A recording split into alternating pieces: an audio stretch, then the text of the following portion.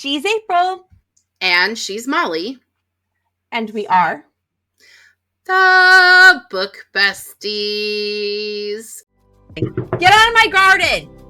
Is he just like walking around with an erection all day? Like jail. Straight to jail. I have a murder notebook. I am not a grown-up either. I love him, but I also want to squeeze his neck so tight. Do you think we'll ever do that so it's like the same multiple episodes in a row? Because I feel like we change the way we do our intro every time. Because I do, honestly, part of the time, I'm doing it to see if I can slip you up. Because and you have. There are times that I've made you laugh out loud, and that's kind of the point. I know. So I've done robot voice. I've done nasal voice. I should try doing an underwater voice. Girl, you know I know. I've been there for all of the voices. I'm aware. Argo voice. Yes. So we have a guest with us this week. We have author E.L. Valentine, and she is the author of this book, Frosted Torment. Ooh. And these are art copies that we got. Thank you so much for these. And we got little they're gorgeous bookmarks too. So if you're seeing it online, I love them. My bookmark has been sacrificed to the cats. Yeah, not mine. Mine made it. The blue part. It's on the floor over here if you'd like to see. So, welcome to Book Besties, Erin. Thank you so much for coming on. Thank you for joining us. I'm flattered that you have me here today, actually. I really am. Yeah, we really love supporting authors. We love supporting indie authors. We love supporting traditional published authors. It doesn't matter to us. I became a librarian because authors are my heroes. And so I love that I get to hang out with authors. It's pretty cool. And we've gotten to do some really cool stuff and meet some really cool people. And you live in the Houston area, which is where Molly and I met. So that was another reason why we wanted to have you on. Because we're like practically neighbors. You know what I mean? Yeah. I mean, not anymore. I haven't lived there since 2013. No. It's fine. Because everywhere in Houston is 20 minutes away from Houston. Yep. You're not wrong. You're not wrong. No, I am zero wrong with that one because you're going to be stuck in traffic no matter where you go in Houston. Yeah. It doesn't matter if you're in the grocery store, you will be stuck if you're in Crosby, if you're in the Woodlands, it don't matter. Traffic. Doesn't matter. Traffic. And I don't go to Houston much anymore. I don't blame you for that. We moved north to Houston. I love it much anymore. No, I don't really mean fuck that place. I do love Houston. Houston has a special place in my heart. But also fuck that place because, like, fuck all that traffic. Fuck all that traffic. And that brown water in Galveston Bay. Ew. Yeah. Don't call that a beach. Don't call that a beach to me. That was my biggest issue with Houston. You get a special tinge of blue-green. Oh my god! And everybody posts the picture, right? Everybody and their mom runs down to Galveston when the water clears up for like half a day, and they're like, "Oh my god, it's clear!" But nobody's going in the water. You want to know why? Because it's nasty. It's nasty. That was one of my biggest issues with Houston. Literally everything was brown. Just everything was brown, and I just couldn't take it. We call it the concrete jungle. I hate the concrete. That's kind of the reason part of the reason we moved north is like Houston was sliding into League City. League City was a tiny town. And then all of a sudden in like the handful of years we were there, all of a sudden I'm seeing Houston. I was like, what the fuck, y'all? Yeah. It was not my first choice. It was not my first choice. We took off north. Also, I'm a Yankee originally. So like I'm from New York. Me too. Oh, I'm not from New York, but I'm a Yankee too. So I was like, don't call yourself a New Yorker because if I say Ohio, you're going to go into a whole thing about how it's supposed to be the Ohio state. I am from Ohio. It is the heart of them all. We're the heart of the U.S. It's heart-shaped, and it's even on like where a heart would be. The heart of a Christmas story. Yes. I've been to the Christmas Story house, too. You can... Have you? It's one of our goals. My husband is obsessed. I love the movie, but he's obsessed. He found a literal life-size leg lamp this year when we were walking around. Congrats! And we have a window he wants to try to put it in or put it on the front porch. I was like, no, it's going to get stolen. It'll get stolen. Absolutely. It's a major award. It'll get taken. It is a major award. Yeah. Yeah. The museum is pretty cool. They have like the original set dressings and things in there because it was a person's house. So then it was bought to preserve it and, you know, whatever. But you can like pick up a phone in there and hear like scenes from the movie. That's sweet. Cool. I love that. Yeah. That's really sweet. It is really cool. So thank you so much again for coming on. We're going to talk about your book, Frosted Torment. Oh my gosh. Sorry. And this is the first book in the Marked Mortals Saga. And the second book is due out next month, right? In December? December 22nd. Yep. Oh, that's my birthday. Really? Okay. Yay. Everybody go get it. Celebrate April's birthday by getting book 2. That's for you. Yeah, that's my birthday. It's a birthday. Yes, I came home. I was born in Texas. I was born at Denton Memorial Hospital in Denton, Texas. Oh, really? Nice. Mm-hmm. And because I was born so close to Christmas, they sent home all the babies in Christmas stockings. I still have the stocking I came home in. It's been repaired quite a few times, but that's it's adorable. Like probably this big. And I'm always like, how did I ever fit in there? And I also came home on Christmas Eve, and my mom thought, well, she was 19, so I mean, God love her. She thought it was a great idea to take her 3-day-old baby to the mall to meet Santa. But Santa was gone because it was Christmas Eve and he was already gone. And I was just like, I was 3 days old, Mom. Like that was not 3 days old. I was 3 days old, but she really wanted a picture of me with Santa. It was also the 80s. I was about to say, the 80s. So different. My kids would not have survived the 80s. I realized recently, my oldest is 12 and he had to do exercises for scouts in order to make this next rank. And he hadn't exercised one day. And I was like, why don't you just go walk the neighborhood? He goes, by myself? You'll let me do that? You'll let me walk the neighborhood by myself? I was like, you're 12. Like, why would you not be allowed to walk the neighborhood? And then I was like, fucking hell, we've never let him walk the neighborhood by himself. Right? He's 12.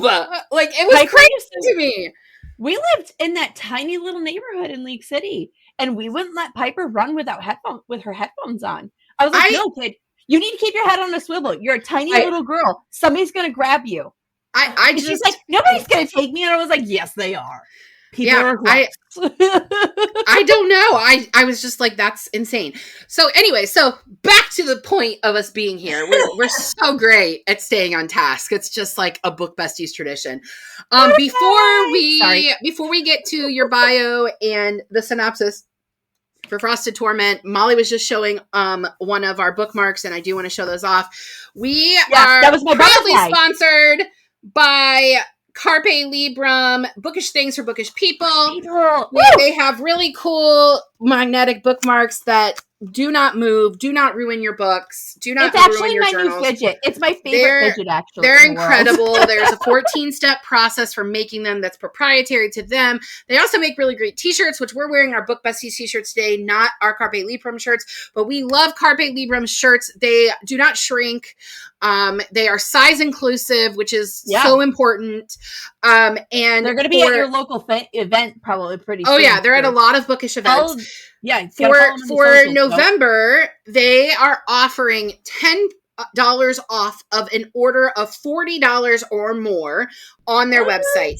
So so if you get is it the Carpe Librum bookshop or no? That is a bookstore. So it's Carpe Librum.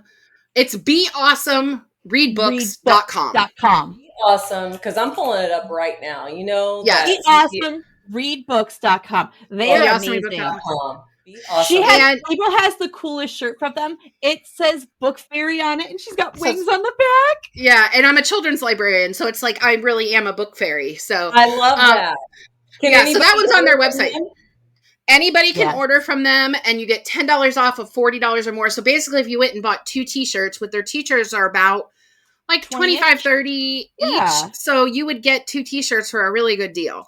And it's small business. It's a woman-owned business. She's the lead designer too. And I cannot say enough good things about them. No, seriously. I haven't broke this yet. Okay. Can we talk about that for a second? I honestly can't believe that you haven't, because you've been playing with it all season.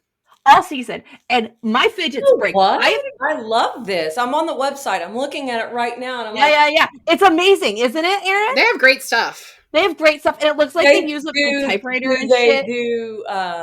Even if they don't, it's okay because like these are great book gifts. But do they do custom stuff? I don't know. I'm not totally sure about doing custom, but they do have like a variety of things, including t-shirts, magnetic bookmarks, tote bags. They have hoodies on there too, which it's hoodie weather.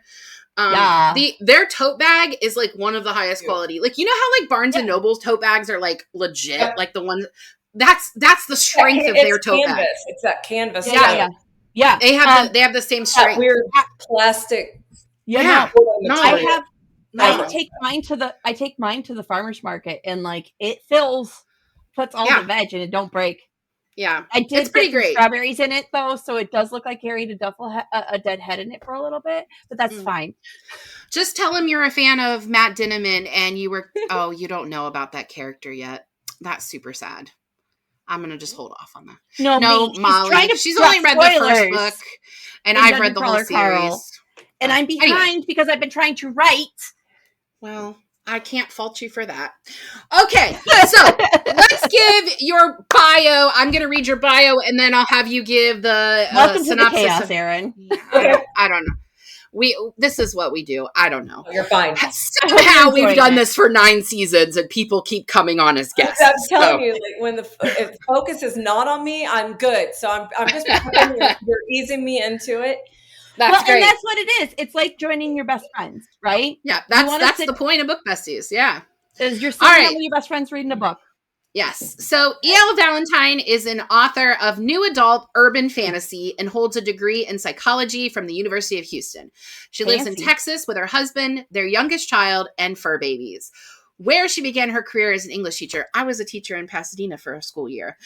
When she isn't slumped over a desk, turning her enthusiastic imagination into stories, she's reading, watching movies, or vacationing anywhere she can sink her toes into the sand. Same. Thank you and welcome. Thank you so much. Thank you. I'm so glad. Oh my goodness. Well, and we wibbly wobbly timey wimey. We've had plans to have you on for a significant amount of time because we actually scheduled this during last season.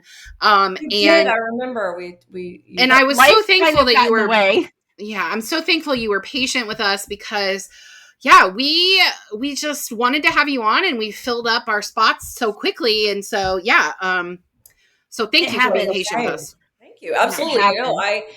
I'm not gonna lie. When Frosted Torment launched in October, I hit the ground running with most of my savings, and I was just like diving into all the things that you're supposed to do, quote unquote.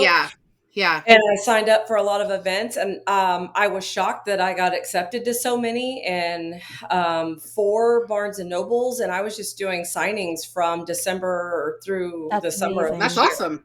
And I'm tired. So I bet. And trying to write book 2. So I was okay when you were like, can we push this out? I was like, thank God.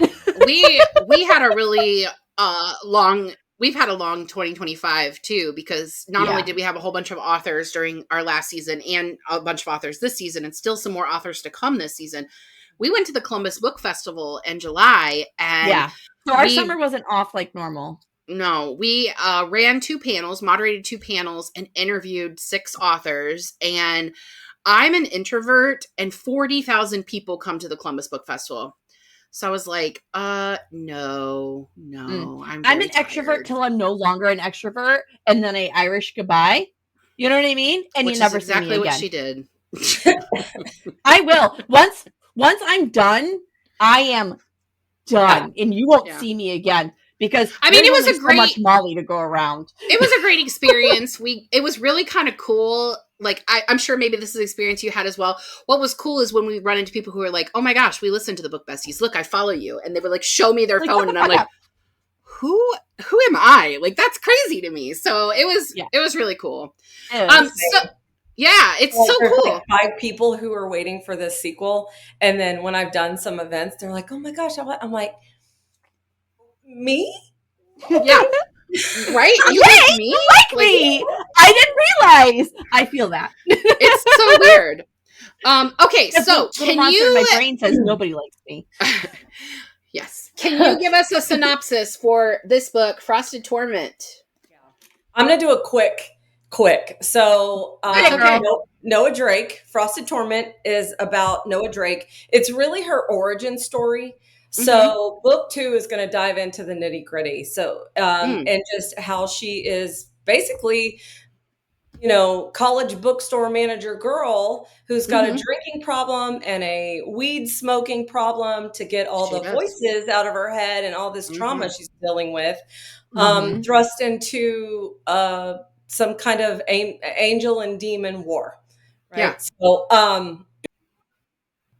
people who I compare it to The Mortal Instruments by Cassandra Clare and Sarah J. Maas, Crescent City. There's a lot of political stuff. There's a whole bunch going on.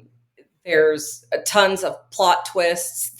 She's basically finds out she's trusting her best friends who are fallen angels and trusts the wrong ones. And she finds out she doesn't have a soul, and she's talking to these so-called ghosts her whole life. It's a whole kit and caboodle, and people are after her for the supposed secrets of the universe in her head that she didn't even know that she has. So it's twists and turns and all this. You never know what to expect. Crazy wild stuff.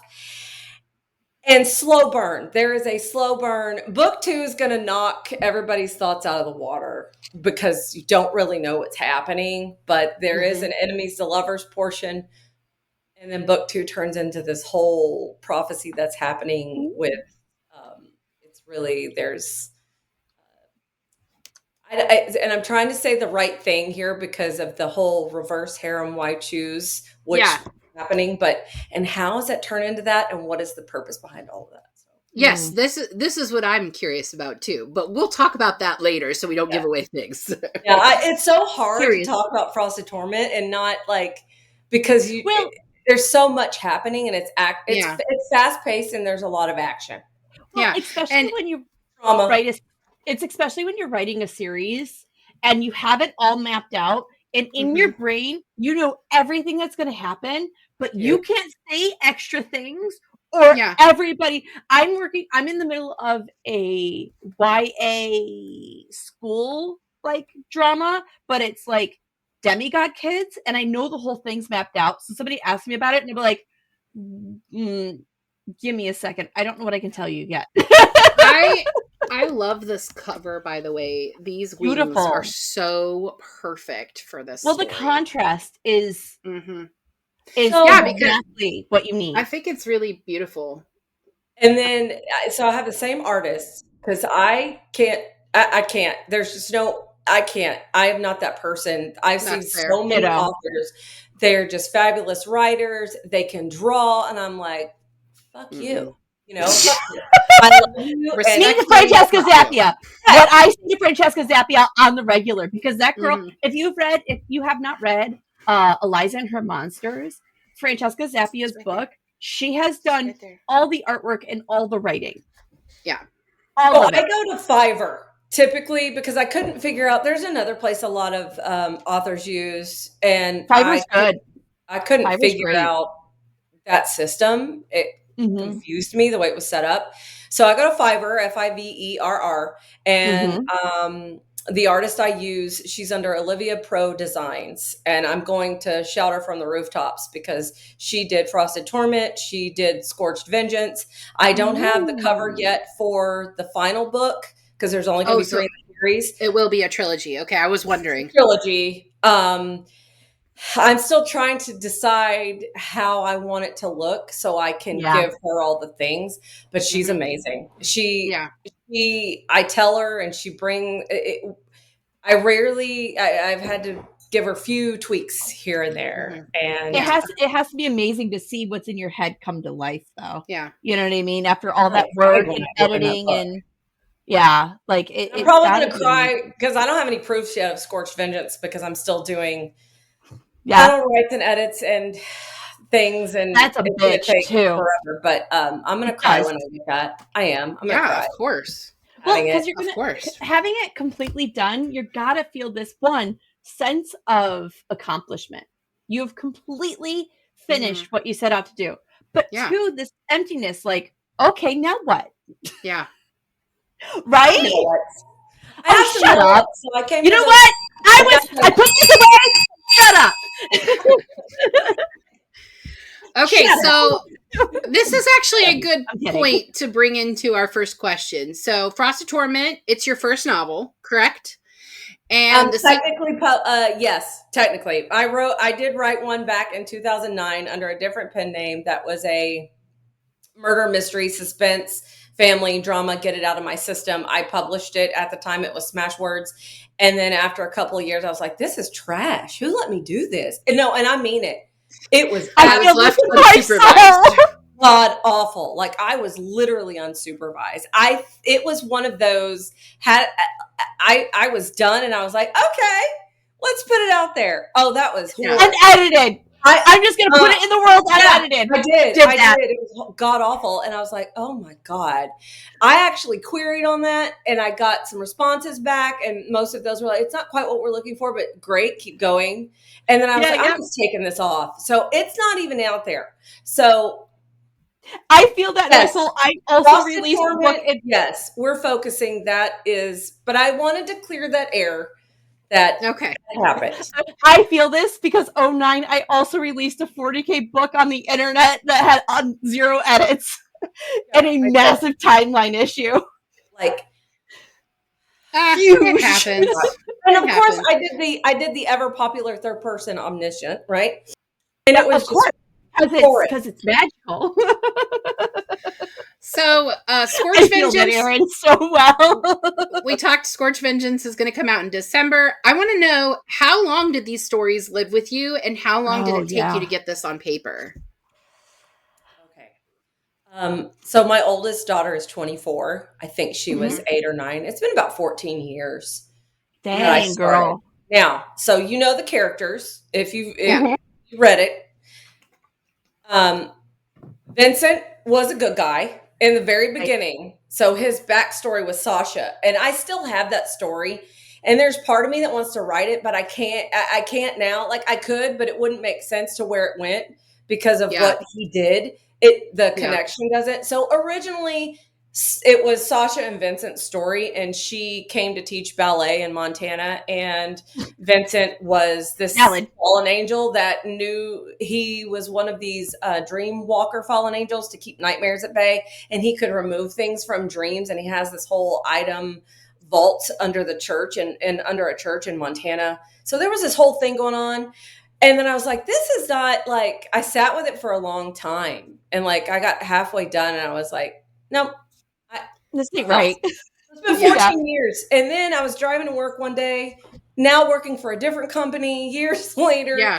And I come across, if you look it up, it's in Houston. The street name is Valen. And I was like, I love that.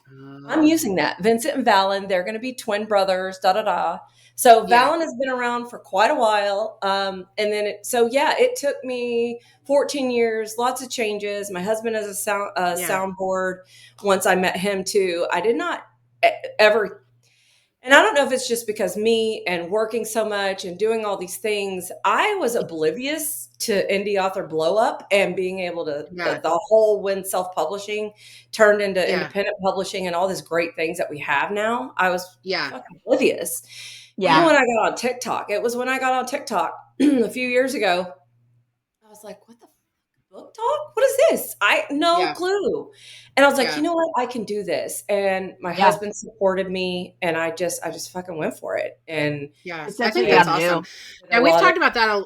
We've talked about that a lot on the podcast, how with the current emergence of so many indie authors, because if you go back, like my first generation of Kindle, which I just got an upgrade this year, I've had it.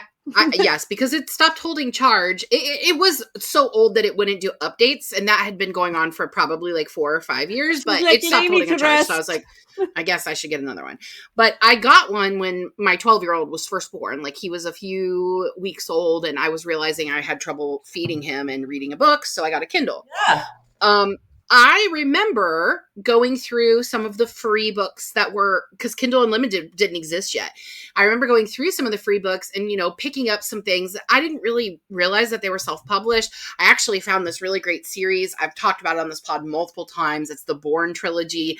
Yeah. I don't know that it's even still available, but I loved it and couldn't stop reading. I was like, and wouldn't shut up about the books. And in retrospect, it doesn't hold up to time because there's references to certain musicians that aren't existent anymore, and the Lumineers are mentioned in there, the Hey Ho song, and that's very specific to that time. But we have had the pleasure of having several indie authors on the podcast who have talked about how this has been for them to go from somebody that had this idea and continued to query. Then they put their stuff on Kindle Unlimited and they start pushing on social media, and all of a sudden their work is everywhere. Yeah. And that is very cool. I really love that because of course, getting a deal inked with a big, publishing company, I'm sure that would be amazing. It's a lot of people's dream. But there are really only 4 major publishing houses. That's it. Right. They're all kind of interconnected. They all have these imprints, and it's damn near impossible to become a debut author in that space. Without having a foot in the door already. Yeah. Right. And so that first book I talked about in 2009, I did the traditional mail out your queries with a stamp. Yeah. So I don't know if you guys out there know what envelopes and stamps are, but Molly did this too. A stamp, put it out, and then you would follow up with email and things if you hadn't heard. You had to wait, and I didn't hate it. It was cumbersome, but it was what I wanted at that time. And then once I was like, you know what, I can do this myself. And then I got buried. I was raising a child by myself at the time, and I was working full time. And then I decided to go back to school while raising a child.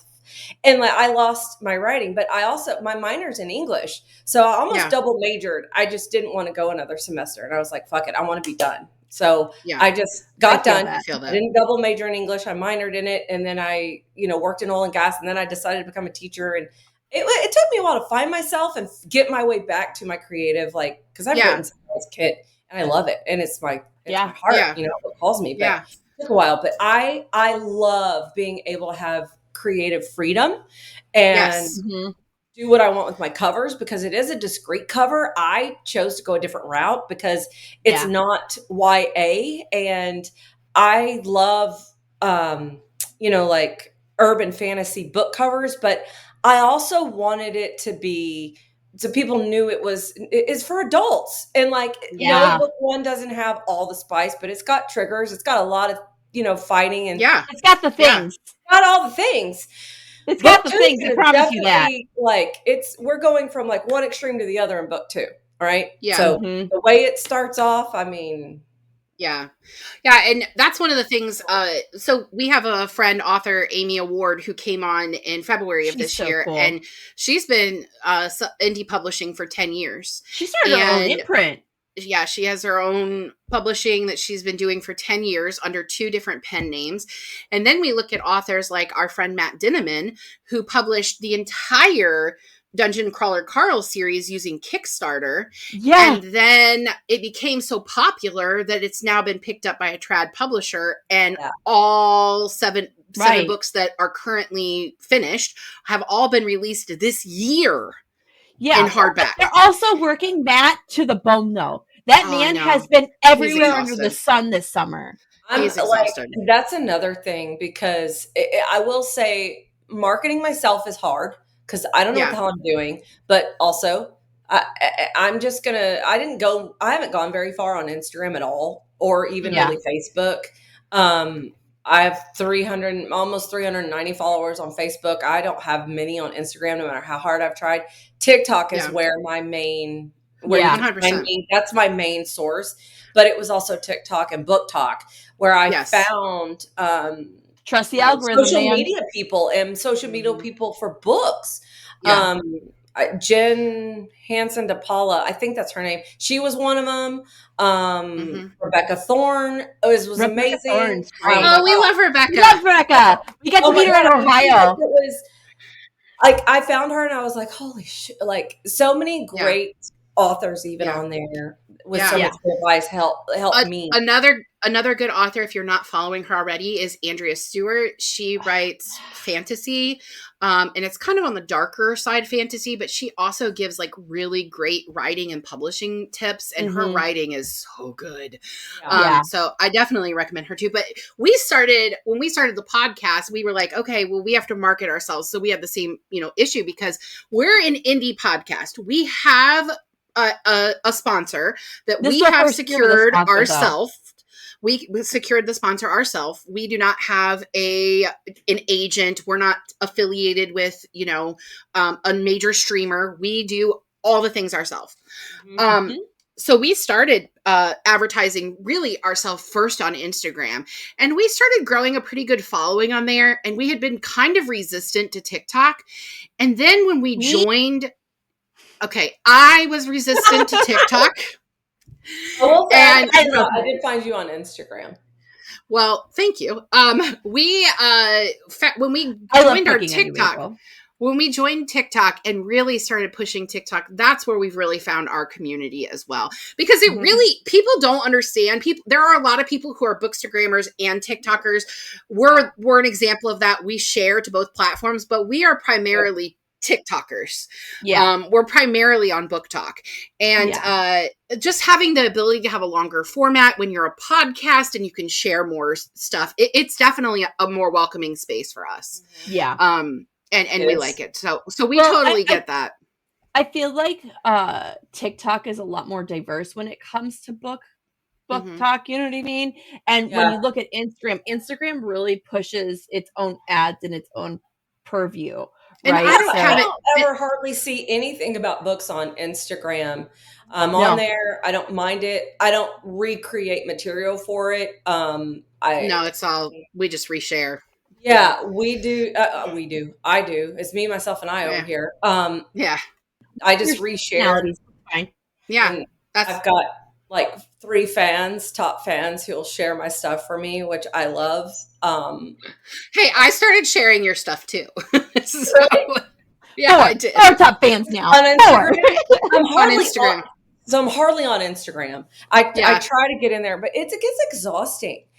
But and I haven't tried it out yet because I do have a Linktree bio. Like on all of my platforms where you can go. And then it was last week and I haven't had a chance to log back in to really see how it works. But Linktree is now offering you can schedule your posts through them to TikTok and stuff. We have a Linktree too. That's good. I didn't know that. Like I haven't looked into it yet. I happened to see that and I was like, God, do I even have time for this to figure something else out?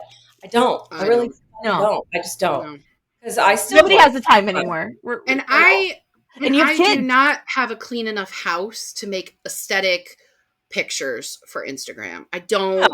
No, this place. I don't have it. I have 2 boys, and they are both fucking disasters, and I love them both, but I can't. I don't have the patience for it. So I'll stand. But back to like working yourself to the bone and stuff. Like I do feel that that's one thing. As an indie author, I've been able to take time because I got burnt out. And that's one reason I pushed the release date. Because honestly, I wanted Scorch Vengeance out this summer. That was the goal. Yeah. That was the goal. Writing, you can get burned out real hard though if you go too hard on your writing. I lost my love for it. And then I came up with other ideas. So I've got, and we could talk about this later, but I've got other things in the works too. Good. She's already got that is a question for later. Let's talk about Noah. She's the main character. She's kind of a mess when we first meet her. She has a drinking problem. She spends a lot of time stoned trying to like numb her grief. And she's in love with one of her best friends. What makes this reluctant hero one that we as readers should root for? Okay. So she sleeps around a lot too, right? Yeah. Doesn't like to connect to a lot of people. Judgment. What? I like being stony and I used to sleep around. No judgment. I'm sitting here like, so she refuses to break, right? She continuously crawls out of the depths. Her mother was killed as a kid. She's never known her father. Has no idea about any of that, what her purpose is. She's talked to these ghosts her whole life. She's had zero guidance, but she continuously pulls herself out of despair, grief, every, obstacle that's in her way, and overcomes it or fights. She never backs down, period. She doesn't take no for an answer. She's like, fuck this, fuck you, fuck you, fuck you. I am going to figure out this. Absolutely. Even if I have to burn the world down, I am going to get my answers, get what I deserve. And she just doesn't back down. And she shows a kind of strength that sometimes I think people, they like to see it. They're not used to seeing it. They would like to just, express it themselves, but they can't always do that. So I brought that through with her, and boy, does she. And one of the things I really liked about her, answers for what they are. Yeah. One of the things I really liked about her, and I felt was a really good choice as the author for you to make. It's very easy with a character like Noah to have her run away from the situation and decide she can handle this on her own. You know what I mean? Like that she doesn't need all these people to help her, that she can go off and do this on her own. And I think you made a really smart choice by having her tell everyone, you know what, fuck you, but also staying with them because she is so new to this world. That was a really, really smart choice. Yeah. And it was one of the reasons that I wanted to keep rooting for her, because I was like, she could have run. She could have. Yeah. But she didn't. She stood her ground, but she also stayed to make sure that everybody was helping. I thought that was a great choice. Yeah. Not perfect. And she makes mistakes. And she has her moments where she's like, I can't do this. I can't do this. I can't, and then who hasn't support. So that, right. And then she's got, and that's what, I'm real big on family is what you make it. Yeah. Yes. That whole saying, like, blood's thicker than water, but water's deeper. She's got her found family, and she's always had to have found family. Found family is one of our favorite tropes on this podcast too. It's one that Molly and I absolutely love. One thing I want to point out, I want to backtrack. When you were talking about her dad, you made a little grin. So, Easter egg, ma'am. Yeah, see, that's what I thought. Look at you looking away. Easter egg, ma'am. But two, I have guesses, but I won't say them because I don't want spoilers. But I have no idea. I'm telling you. Really? I have no idea. Two. Well, damn. I want to say that I don't know what your thoughts are. You could come back to me and like, bitch, I knew it. Two. I love a character that's flawed. We are flawed as humans. So making Noah a flawed human, someone who struggles with addiction, someone who struggles with finding out who she is, someone who struggles to just be, that is real.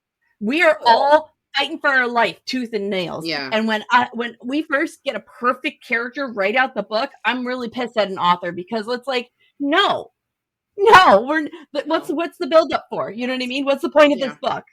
And she is 24, about to turn 25, right? Because it's her. Yeah. That's when all our lives were fucking in there. And I am looking at like my oldest daughter. She's 24 and she'll be 25 in March. And I think about how her life, even right now, she thinks she's got it.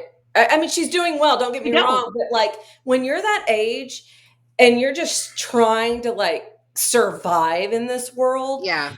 And like she's just doing the best she can with her coping mechanisms and her fluctuating ghosty friends. I don't know who thought whose bright idea it was to let me be in charge of high school students at 22, but I did not have my shit together, and I was teaching high school. So you think you're a grown up? Then you're not a grown up. Seriously, I was about 24, 25 when I started teaching junior high kids.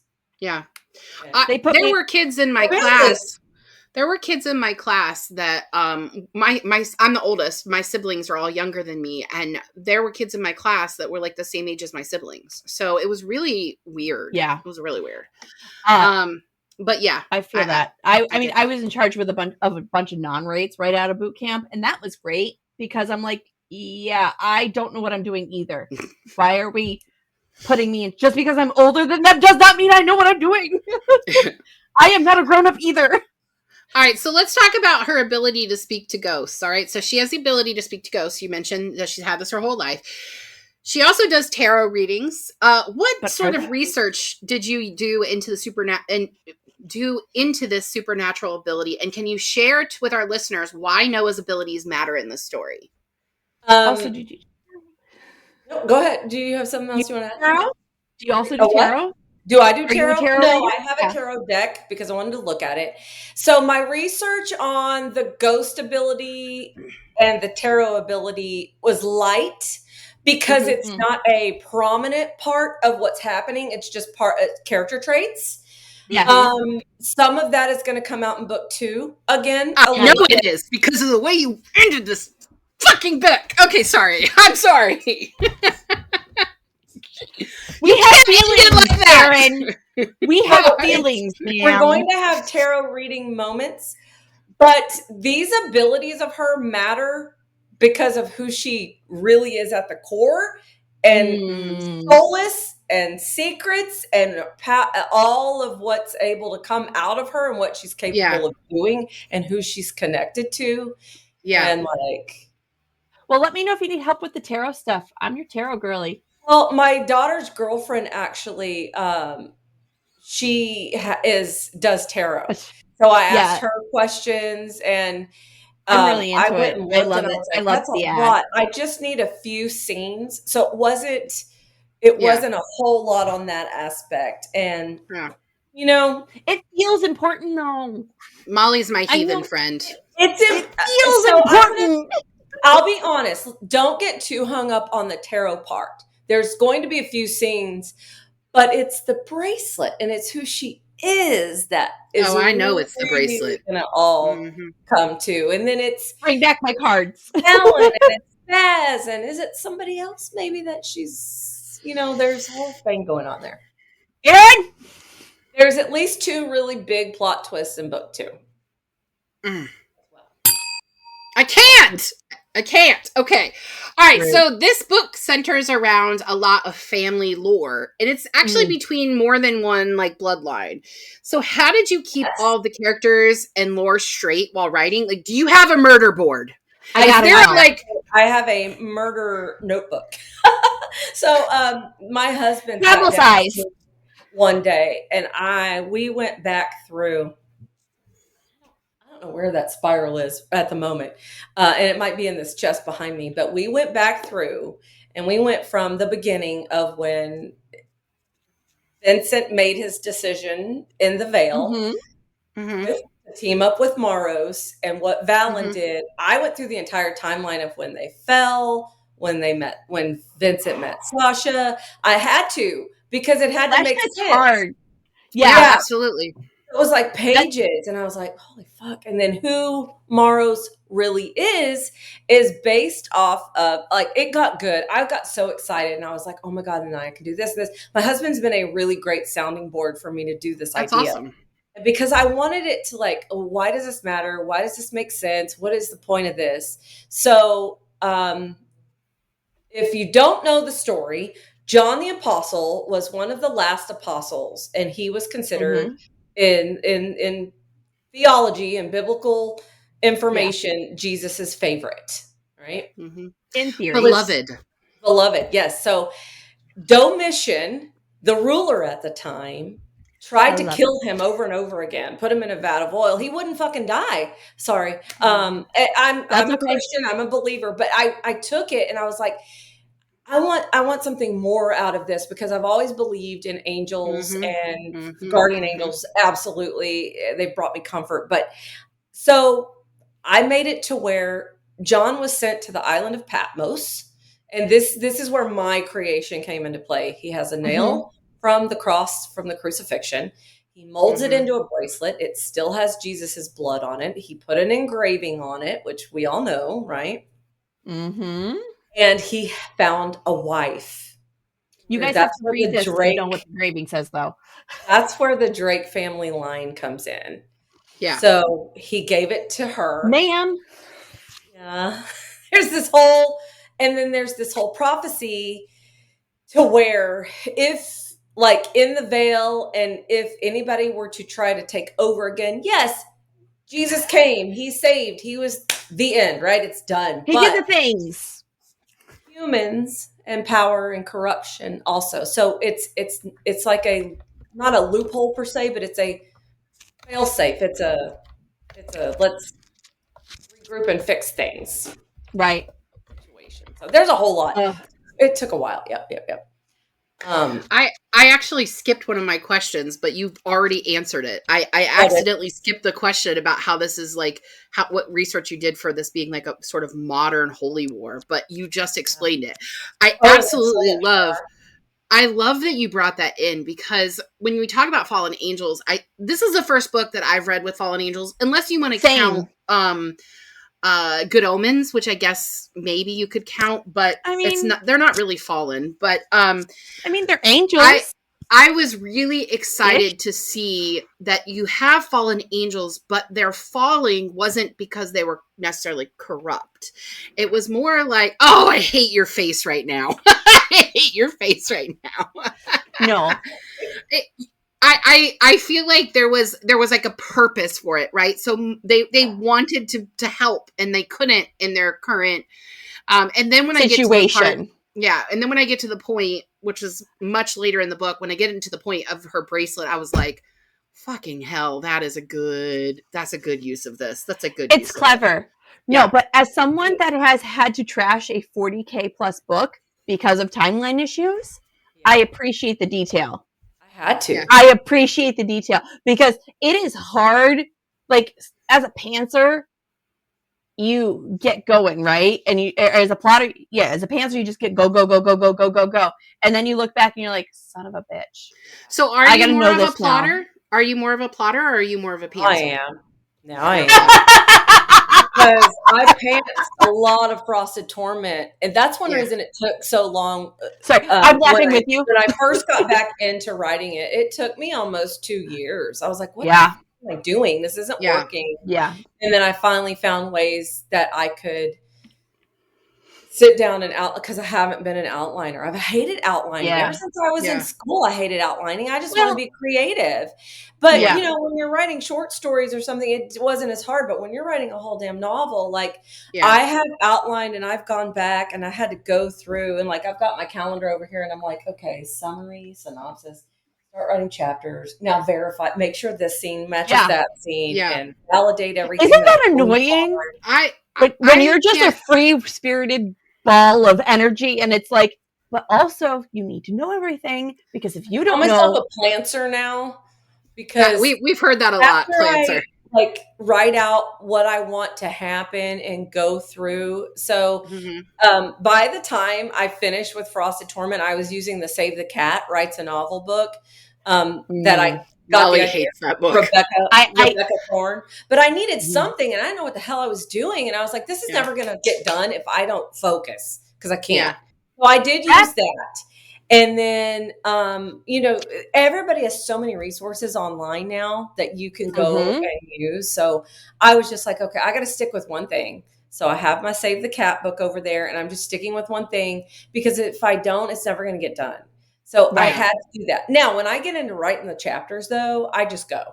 Go. Yeah. And then I have to look at the outline. I'm like, okay, wait. Now I got to like back up, and I'll just cut it off, and then I go on. I have a bad tendency, though. I'm a perfectionist. So if chapter 1 isn't good, so now I'm learning, I got to let it go. It's so hard. You got to let it get out and do it later. Edit later. That was one thing I had to learn, is you can't edit each chapter. You have to finish the complete project, then go back and edit. Because if you keep going back and changing the same chapter, you're never going to finish the book. You're never going to finish. Oh, because then I'm changing the whole rest of the book as I go. Right. And I ended up doing that halfway through with Frosted Torment. I was like, this isn't working. because I've gone back and changed. So I'm like, I've got to stick to something. If I want to get a story out that I really like, it's got to have a beginning and middle. It's got to have an end. It's got to have an end. And I can't keep going back and changing the story 50 times or it's never going to end. Isn't that hella frustrating when you have something good and it's in bits and you have to tear it apart to put it back together, but it breaks your heart because you've already built this thing and you're really emotionally and physically attached to it, right? And you're sitting here taking it apart and you're going, but I loved that character. Why do I have to give it up?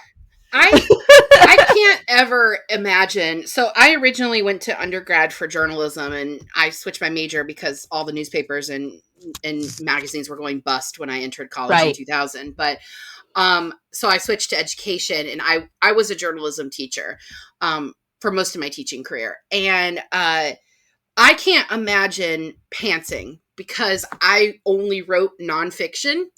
And because in journalism, you have to write the inverted pyramid where you start with the most important and work your way down to the, least important. And that, because of that, I can't imagine just writing on a whim. Like I have to plot things out.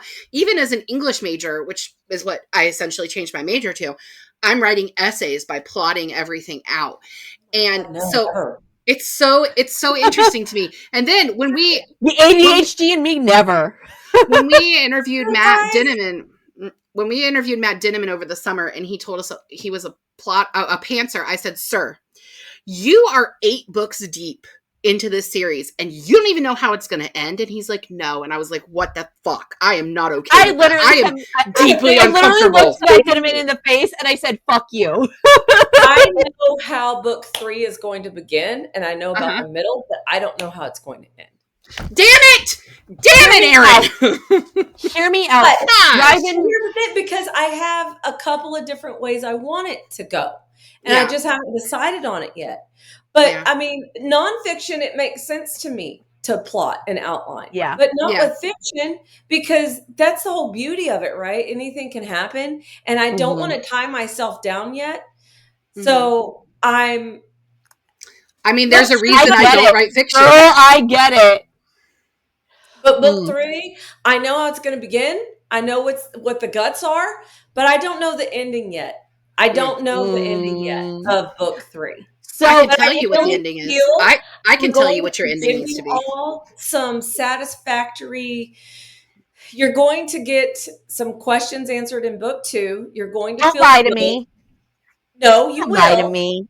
You will, but there's a whole, this is a holy war. And there's a prophecy.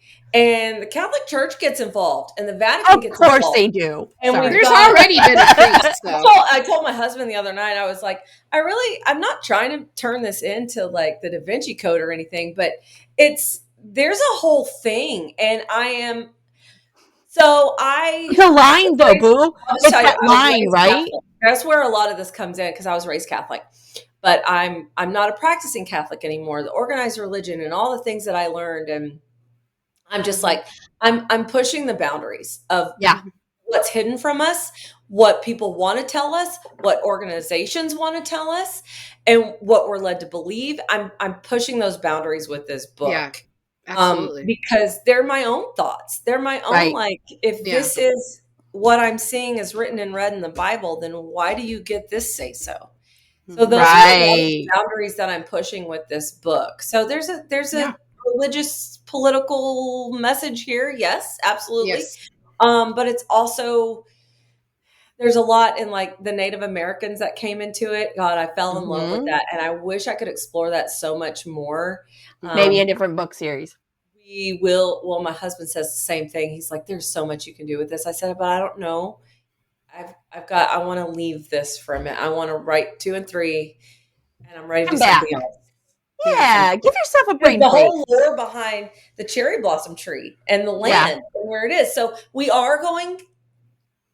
be back at Dawson's Field in book 2. Good to know. So if you're looking for another book like Save the Cat with less pressure, Bird by Bird. Oh, Bird by Bird? Bird by Bird. I'll give it to you later when we're off. It's my favorite. All right, so the physical copy of the book has some spot art in it. Can you talk about this? Where did you get that? Okay. So that one. So I'm going to show you. Okay, yeah. So you have that one. There was a little bit of a revision done. I'm going to show you the special edition because this one guy looks like Jensen Ackles. I'm not going to lie, and I love it. Well, he was the inspiration. So valid. I had two different artists, all on Fiverr. I had a different artist for Noah and Valen. I found a different artist for Noah. There were two different artists because I have two different versions of Noah. Oh, okay. And then I had who was Baz? I don't remember the artist. So everybody's through Fiverr. That's okay. And I want to say that I referenced them all in the book, but maybe. And I'll link Fiverr down below, guys, so you guys can take a look. It's really amazing. It's not just artists. You can find writers on there, add people. It's real. Oh, it's in color. That's beautiful. This is my special edition. Shut up. That's so pretty. Shut up. That's gorgeous, babe. I only printed a few of these because money. Yeah. Money is a thing. Like, money. Need to figure out Kickstarter. I was like, yeah, I know. But I don't know. Does this have all of them? Yeah. Here's Baz. Yes. So he was the inspiration. I wish I could pull it up on my phone and show you the first version this guy sent me. I was like, oh God, no, that is not what. Nope. Well, jail. Straight to jail. I said, you have to make it your way. We can't use Jensen Ackles, right? Space, but right. Look at this guy. This is where I'm going with Baz, and who doesn't love Jensen Ackles? So I can pull it up on Fiverr, but I had different. It's okay, babes. One artist for my cover. I did two different versions of Noah. Now the one that's in here. This one, it came back and I was like, meh. So I went into Canva. I took it to Canva and I redid her fireballs and her electricity myself. Okay. And then, girl. Yeah. So that's awesome. That's how good we get shit done though, babes. I did that. But then I went to a different artist in Fiverr. She looks like such a badass. Like that. She is a badass. You know who she reminds me of? I cannot think of her name. And what I'm going to reference her from is not why she reminds me of this. But the girl that plays the daughter who sits on the couch the whole time from How I Met Your Mother and is hearing the story. Oh, yes. But when she hair in the face. Yes. So she played oh God, what is okay, hang on. Keep going. Keep going. I'm going to look it up. Yes, her. Because she played a badass hero in something else, and I can't think of. It was a post-apocalyptic movie a bazillion years ago. Mm-hmm. I'm gonna look it up. Keep going. So I'll link Fiverr. I'm over here trying to sign into Fiverr. Don't worry about it, sweetie. It's okay. I like to give artists names. So you can always email us the links. Use them. You can email us the links, and we can put them in. Yeah, we can do that. Yeah, we can email the links and put them in. But Fiverr's an amazing platform. I've used it before. Like, people look for ghostwriters on there. So if you're looking for work and you want to just ghostwrite folks, you can go ghostwrite. There's so much on there. There's so many creatives that are just looking for work. Right. Aren't we all just trying to stay above water right now? I'm not gonna lie. Like, when I was writing this, I got to the middle and I was like, maybe I should just get a ghostwriter to finish this. And I reached out to one woman and she was like, you have a good story already. Just finish it. I'm not going to do it. Isn't that annoying when she's like, you can do this? What? I came here for a reason. I give you money. Take my money. Okay, so I figured it out. It is Lindsay Fonseca. Fonseca. It is. She just reminds me of her, and she was in Kick-Ass and just a few things where she kind of played this like badass person. Nikita is the one that I'm really thinking of. Her and Nikita is exactly that's Noah to me. Like if you have to cast this as a movie, that's Noah. You'll have to look it up. She's perfect. I'll have to look her up. You just call us. We're really good at casting. Oh yeah, we do it all the time. We do it all the time. We're excellent. All right, so next question for you, if that's okay. Yeah, go for it. What can you tell us about? Well, we've already kind of talked about the indie process for you, but LLC Vale Press Books is the publishing company. Is that your publishing company? Yep, Are you going to bring any authors under that umbrella, or do you just see it being for your stuff? So I wouldn't mind, but I wouldn't know where to start right now. Gotcha. I got the tax ID. I need to do my taxes. But right. I'm like, beside the point. Yeah. So I did that whole thing. I once again listened to Rebecca Thorne and took some advice. And now, I mean, I know I didn't have to, but I think it's easier if you have it under an LLC. And I use LegalZoom, and I did that. So that way, because I've come up with another pen name for two different series that I started plotting. Ooh, yeah. And so I'm going to put that one under it. And then I talked to my husband about it, but I wouldn't know where to begin or what to do or even. So I'm not there yet. Yeah. I've thought about it. It might just be something not yet. in the future, but no, not yet. Not yet. But it's such a cool thing because publishing houses, the authors make very little off of their work. And each time we've talked about the special editions on this podcast before, because right now the cool thing is, right, to take books that have already been out and they make these sprayed edges and it's all perfect and magical and I'm not going to say I don't fall for it because there are definitely ones that like I bought it because it was pretty. But all they're doing is recycling old work. And so the author gets a small like residual from that, but they aren't seeing the profits that the publishing houses are. But you having that sort of control over everything. I mean, the part that's hard, of course, is that you have to spend the money initially. Right. You don't have the deep bank accounts they do to run this kind of thing. But if you decide you want to make a special edition, you can do this whole first book. I can't even imagine. Yeah. I can't even imagine. It is. Special editions. I was like, look how pretty it is. It is. Okay. Right. Well, so I'm not gonna lie. People ask me like, because this is the special edition. Mm-hmm. I did this in Canva.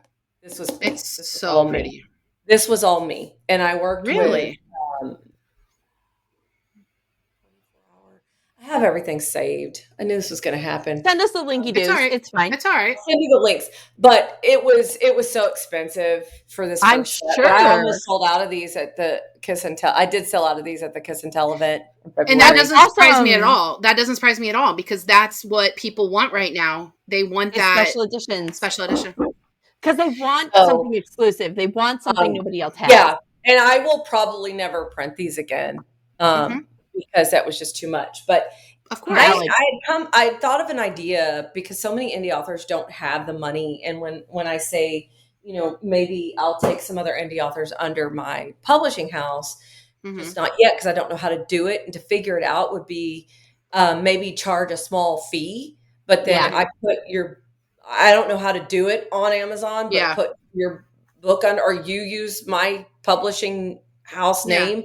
But I charge you a small fee to do that. And then the rest is you. Go. Yeah. If you don't want to just be self-published, Jane Doe, you know what I mean? But I wouldn't even know where to begin to do that or how to set that up because I know how hard it is. And I mean, it's a bitch to get published. What's a small fee to charge you? Right. Maybe, I don't know. I'm like $50-$100 and use my name and then go on. Yeah. Use Bell Press Books and go for it. Right. I did create a little website for VelPress books, I think. I don't even know what's on there out of WordPress because I do all my own web design stuff through WordPress. Same. I really She does all her stuff. The author. It's a pain in the ass. Mm-hmm. But I do it. Yeah. My Canva. We understand. But Girl, at the end of the day, people are holding this. People are holding this, and like people are reading it, and that is, I mean, that's really cool. That's the goal, right? That's really cool. It is. Yep. And I've been grateful as an indie author as well, because ever since I sent you guys that, I worked with I met her in Tropicon in Branson because she lives close to that area. She has been one of she's literally my top fan, ARC reader, supporter, and she came and met me there. She's now a beta reader for Scorched Vengeance, which she's only gotten 4 chapters, but she must love. She worked with me even after I sent, and she goes back through and she's like, "Hey, I caught this." I'm like, "Damn you, Charlotte." I'm like, "Okay." But that's what you want as a beta reader. So she even went back through Frosted Torment and she was like, "It should be this." And so it has now been, and it's got the finalist, if that's even a word, version on Amazon and Kindle that you're going to get for Frosted Torment. We're done. As an indie author, I can do that. I can make those quick corrections, upload it back to Amazon, and you have it within 24 hours. So it is now final version. Mm-hmm. Absolutely. As of today, November 2nd, 2025. That's awesome. All right. So what's next for you? Where can people follow you, and what are you reading now? Okay, so follow me on TikTok. That is my main one. We'll put her handle down here, guys, for you. Yeah. TikTok. Yeah. So I need to, don't hate me for this because I really don't know my handle. I'm not even lying. We'll look it up and put it on there. Don't worry. Actually, on TikTok, I think it is space L space Valentine. I think it has the spaces because that's why I had trouble tagging you in that video that I messaged you about. I think there are spaces in there. So it says at author EL Valentine. Okay. That's my handle, at author EL Valentine. But my name, yes, it's E.space.L. Valentine. Gotcha. We'll put it below. Yeah. So I'm on Instagram and Facebook too, but my main source of where you're going to find all the things, all my main announcements, I do have my website, www.erinvalentine.com. Mm-hmm. Nice. So that has a page of all my events and what's coming and the blurb of Scorched Vengeance and all of that. So what's next for me is releasing Scorched Vengeance on December 22nd. And getting the third and final book, which I haven't settled on the title yet. It's another reason I don't have the cover yet, because I've got to be able to give her the title to title name. Yeah. Cover. Being a writer is hard, dude. I get it. Yeah. So that's going to be done by next summer. You will have book 3 by next summer. I've got my shit together finally, and we're getting it out. Now, knock on wood. In my slump, in my burnout, I was still feeling creative, and I went through this little bout of depression and just like burnout. But I have come up with 2 other series because I'm a lover of vampires. I'm a lover of MC romance. I'm a lover of dark romance. I'm a lover of alien romance. We love vampires. I now have we have to ask you the question now. That will be under Veil Press. I haven't decided if I want to release that pen name yet, because I was going to do it faceless, but then I'm like, I don't know, maybe I should just show my face. What do you feel about faceless authors? And you get tracked down eventually. They do generate buzz, but sometimes that buzz is like, this was written by AI, and you don't want that. Yeah. Look at Chuck Tingle, man. But you don't have to release it on our podcast. We will forgive you for that. You can keep marinating. So my biggest thing about being faceless is that there's a part of me that still feels people that I know would be like, you're writing all this stuff. And I'm like, there's also okay. Not too old for this shit. We are very familiar with this because I am literally a children's librarian in a very small town, and people listen to our podcast, and we talk about like my husband and my sex life on here, and they'll come into the library and be like, I listen to your podcast, and I'm like, don't do that. Don't do that. No, actually, do listen to the podcast so we get the stream. Okay, you know what? But just don't tell me about it. I'm going to go for it because honestly, I have already created my handles, and I've already created my TikTok and my Instagram and your my work, babe. There you go. And it is Luna Cerise. Luna Cerise. I like that. I like that. I like that. I have created. That's pretty. 8. Did you find it? Yeah. Oh, that's pretty. Okay. I have coming out next year. I have in my slump. I created a vampire motorcycle club dark romance. Think Sons of Anarchy meets True Blood type of thing. Okay. All right. See this? This is for people that just pull out shit out of their ass when they're in slumps. Yeah. And then in part of my slump, I was really behind and I flash read. I couldn't tell you in my slump, I found my love of aliens within Ruby Dixon's Planet Barbarians. Oh my God, that book. You know what? I love this. And she's still just nonstop. And I was like, you know what? I can do this. And Ruby Dixon can do it. You can too. Aliens. I don't know if I want to say too much. But I have, it's like the complete think opposite of Ice Planet Barbarians. Think opposite. And the whole thing. Amazoniana. Whole tattoo. It's a whole, there's little Easter eggs on my socials. I have not done much for Luna Cerise yet. Because I'm trying to get out Scorch Vengeance, and that's fair. That's fair. And you're working full time and doing all this. You are a rock star. Your husband hella busy. I'm going to tell you, that man annoys me to no end. You wake up with marriage because you have a husband. Sometimes I love him, but I also want to squeeze his neck so tight. Yeah. You want to pop his eyes out of his face sometimes. Because I will really. Why are you looking at me? He's been my biggest. You do it. Go in there, shut that door, and ignore us. And I'm like, ignore you. I don't know if I can, because then I hear the screams. But I feel this. I feel this in my soul. It's my biggest. Go right. Go in there. If I really want to write, he doesn't care. He's like, go. That's lovely. That's amazing. If you want a really fun alien romance, I Got Abducted by Aliens and Now I'm in a Rom-Com by Kimberly Lemon Lemon. I have her. I Got Drunk and Summoned a Demon and on my shelf. It's so funny and so spicy. Like it's really good. Yeah. So I'm pushing my boundaries with these. I'm really excited for my vampire MC stuff. I'm really excited for both. Like, I can't. So now I'm going to tell you because that's what I was doing for so long.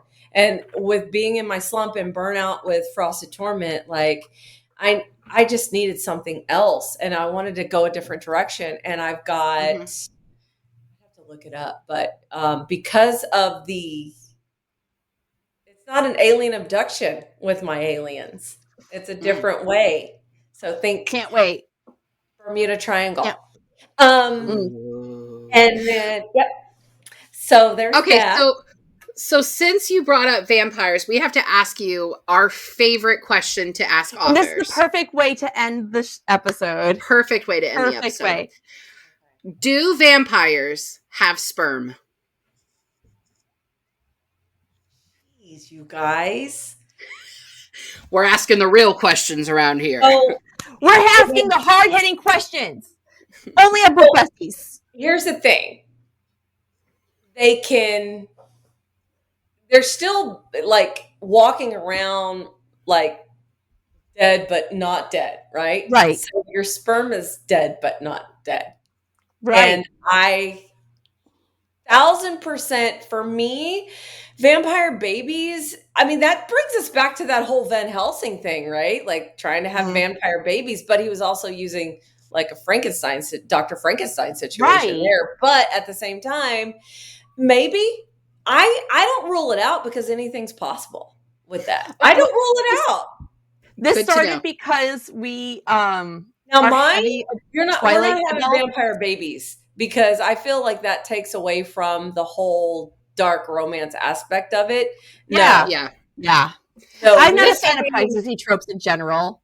Yeah. This all started my big issue with Twilight being that Edward is frozen. He's literally cold and dead and does not have blood running through his veins. Stone. But he somehow has sperm. And also, it's never addressed, but if he's stone, is he just like walking around with an erection all day? Like, is he just always just flag out, ready to go? Like, what is happening? Tucked into his waist belt. I think I really feel what Stephanie Myers was trying to say at the time, because I remember I was teaching junior high at this time, and all these kids were like, I was teaching high school.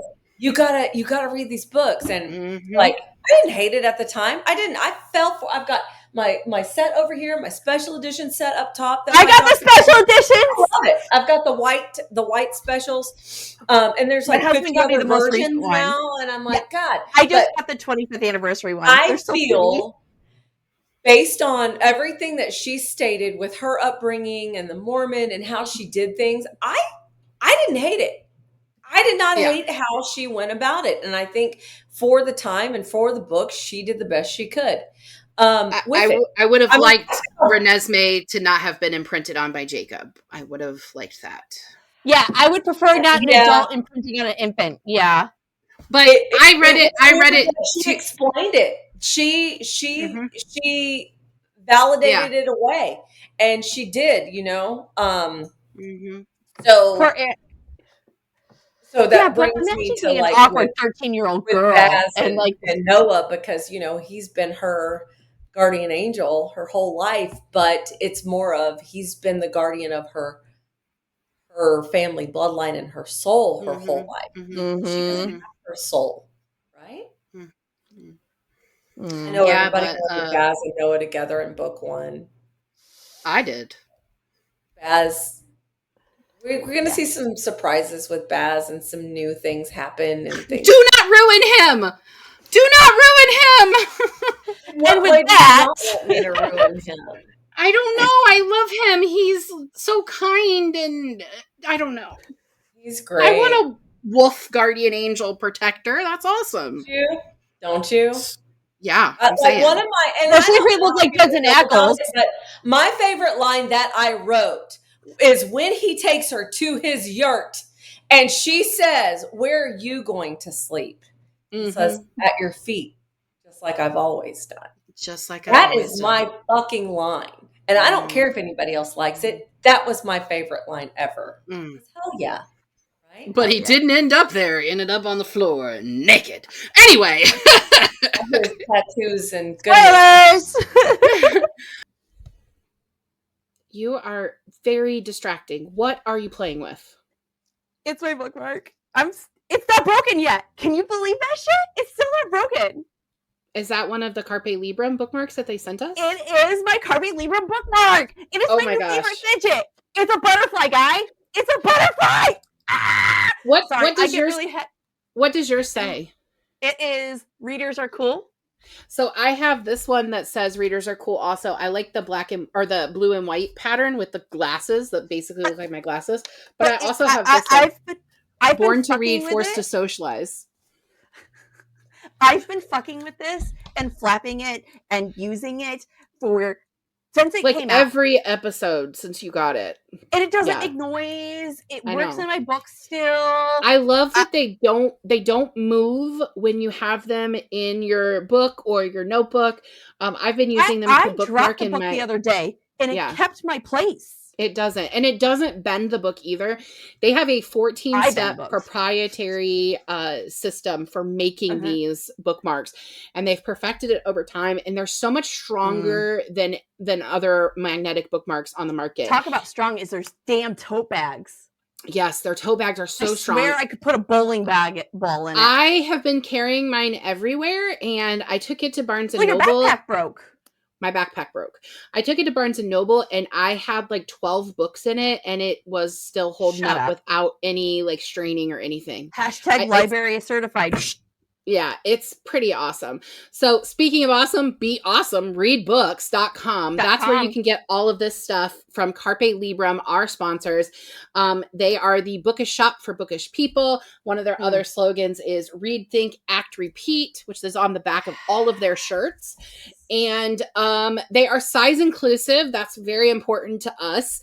I wear a 2X and it doesn't shrink when I put it in the dryer, which is 100% hands down super important for someone who is a big lady like me. And this month and December, so November and December, with the code HOLIDAY10, HOLIDAY10, you can get $10 off any order of $40 or more. So buy shirts for your bookish friends. Right. 2 shirts will get you there. Yeah. So buy holiday shirts, buy shirts for your bookish friends. They also have much a bookmark off. I know. So like in girl math, you're saving money. You're saving money. It's like getting it for free. It's like getting it for free, guys. So yeah, use our code HOLIDAY10. Get yourself $10 off. Buy some shirts for your bookish friends or magnetic bookmarks. Readbooks.com, guys. Be awesome. Readbooks.com. All right. So, Erin, thank you so much. Thank you for having me. So much. This has been lovely. I am just going to share what we're doing next week, and then we'll let you go. So next week we do not actually have a book. I was looking for a book. We don't have a book we're covering. A little bit different. We have book narrator Kelsey Navarra Foster is going to be on the podcast. We've been working on this for 2 seasons and finally having her on. And so we're just going to talk about her career as an audiobook narrator and how that process has been for her. And everyone can just listen to her. And I'm going to really try hard to pay attention and not just like soak up that voice of her voice. Oh my God. But that's what we're doing next week. There is still so much left to the season. Besides Kelsey coming on, we have another indie author this month. Next month? Alexandria Arden is in December. So we have Kelsey, then we have another indie author in December, and then we're also going to be interviewing Sarah Rosh and Beth Revis to talk about their newest book. And I cannot wait. I'm so excited to see Beth again. She's just awesome. I actually forgot to tell you what I was reading, and I can. I saw my friend, she's another indie author, Harper Ray, yesterday. She was in Barnes & Noble Conroe. Went and saw her, grabbed her book, The Broken Queen. So I'm actually starting this one. And then I didn't even know that Bren Weaver had this. So I went on vacation a couple of weeks ago. And I was looking, because my husband actually, we audiobook read Scythe of Sparrow. Yeah. Oh, they're so good. Other Killers. What is this? I didn't even know. Yeah. So I started reading that. I love Bren Weaver. And then I love Bren Weaver.